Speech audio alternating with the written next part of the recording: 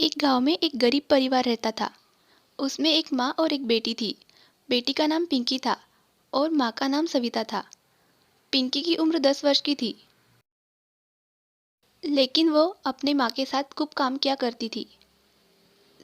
सविता एक विधवा थी और सड़क किनारे फुटपाथ पर अपना सामान बेचकर अपना और पिंकी का गुजारा चला रही थी। लेकिन वक्त के साथ यह सब कर पाना उसके लिए बहुत मुश्किल हो रहा था, क्योंकि बहुत कम ही लोग उससे सामान खरीदा करते थे। सविता के पास बेचने के लिए ज़्यादा सामान नहीं होता था।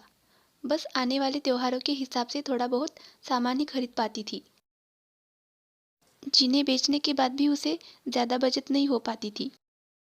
माँ, होली आने वाली है, तो हम इस बार भी पिचकारी और रंग बेचेंगे ना? हाँ बेटा, यह थोड़ा बहुत रंग और पिचकारी खरीद तो ली है, लेकिन पता नहीं कौन खरीदेगा। कोई क्यों नहीं खरीदेगा माँ? होली पर तो सब पिचकारी और रंग खरीदते ही है। हाँ बेटी, लेकिन बाजार में कितनी सारी बड़ी बड़ी दुकानें हैं और वहाँ एक से एक पिचकारी और रंग मिलते हैं, तो सारे लोग वहीं पर जाते हैं।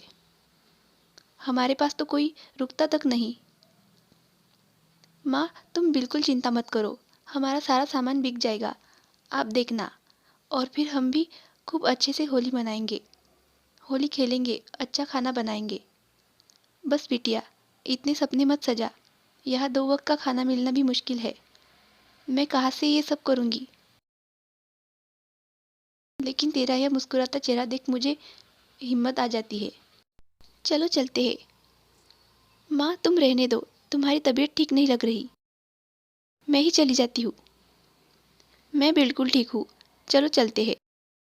सविता और पिंकी अपना सामान लेकर घर से बाहर निकलते हैं कि तभी अचानक सविता को बहुत तेज चक्कर आ गया और वह जमीन पर गिर पड़ी। माँ, माँ, क्या हुआ? पिंकी को कुछ समझ नहीं आ रहा था। उसने सविता को छुआ तो उसे तेज बुखार था। ये देखकर पिंकी घबरा गई और पड़ोस वाले काकी को बुला लिया। पिंकी, तेरी माँ को तेज बुखार है और इसे आराम की ज़रूरत है। माँ ठीक तो हो जाएगी, तू चिंता मत कर। तेरे पास कुछ पैसे हैं क्या? तेरी माँ को डॉक्टर के पास ले जाना होगा। नहीं, जो पैसे थे उससे माँ ने रंग और पिचकारी खरीद ली, जिसे बेचकर हम पैसे कमाने वाले थे। कोई बात नहीं, तू ऐसा कर, उसके माथे पर ठंडे पानी की पट्टियाँ रखती रहना। लेकिन इससे भी बुखार नहीं उतरा तो तेरी माँ को डॉक्टर के पास ले जाना होगा।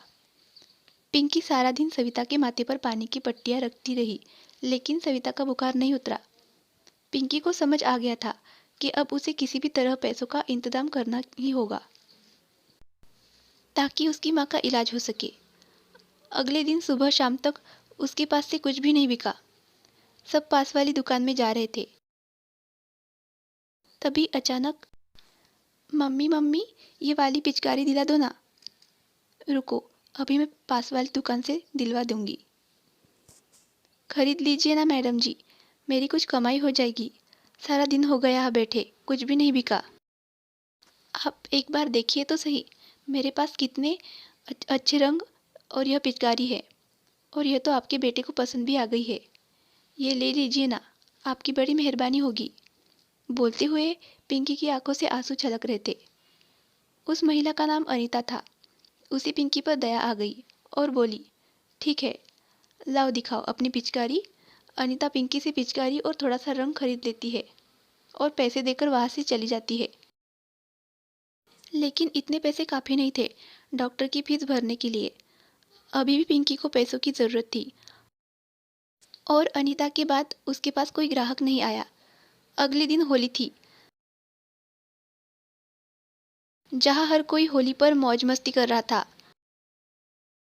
तो वही मासूम पिंकी अभी फुटपाथ पर अपने रंग और पिचकारी बेचने बैठी थी।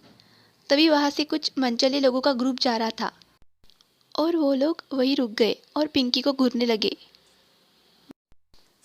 पिंकी को यह सब अच्छा नहीं लग रहा था, लेकिन वह कुछ कर भी तो नहीं सकती थी।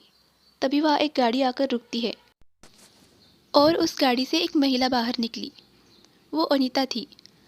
वो पिंकी के पास गई और बोली, अरे पिंकी, आज होली है और तुम अब भी बैठी हो, चलो उठो यहाँ से और अपने घर जाओ। मैडम, मैं घर नहीं जा सकती। मेरे रंग और पिचकारी बिके नहीं है। तुम्हारा दिमाग तो ठीक है, देख नहीं रही वो लोग कब से तुम्हें घूर रहे हैं। यहाँ रहना तुम्हारे लिए खतरे से खाली नहीं है। तुम घर जाओ। जिसे जो खरीदना था वो खरीद लिया है, अब कोई नहीं खरीदेगा। लेकिन अगर सामान नहीं बिका तो मेरी माँ का क्या होगा? इतना कहकर पिंकी जोर जोर से रोने लगती है। पिंकी को रोता देख अनीता को बहुत बुरा लगा। उसने पिंकी के सर पर हाथ रखकर कहा, चुप हो जाओ बेटा, मुझे बताओ क्या हुआ है तुम्हारी माँ को। मैडम जी, माँ बहुत बीमार है, उन्हें बहुत तेज बुखार है और डॉक्टर के पास जाने के लिए मेरे पास पैसे भी नहीं है, इसलिए सामान बेचने में यहाँ बैठी हूँ।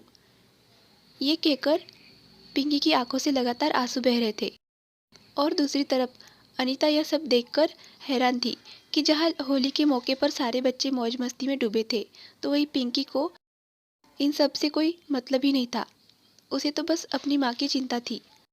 अनीता ने फैसला कर लिया कि वह उसकी मदद करेगी और कहा, तुम्हारी माँ ठीक हो जाएगी, मैं तुम्हारा सारा सामान खरीद लूँगी, ठीक है?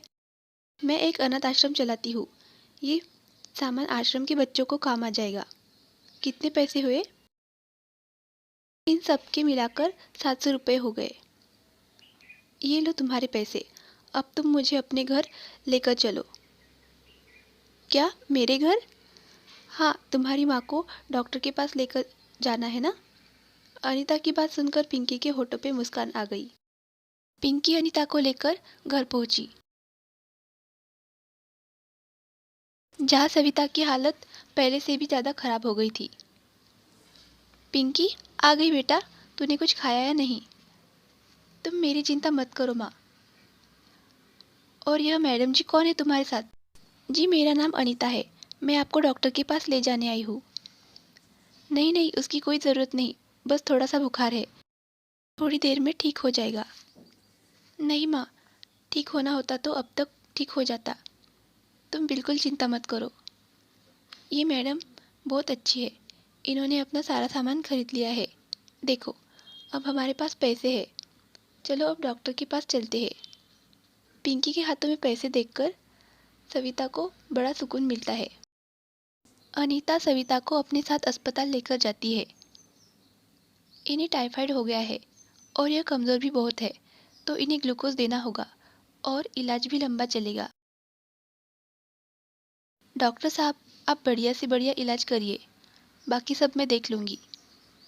अनीता सविता का अच्छे से इलाज कराती है और इसका सारा खर्च भी खुद उठाती है, जिससे सविता कुछ ही दिनों में ठीक हो जाती है और वापस घर आ जाती है।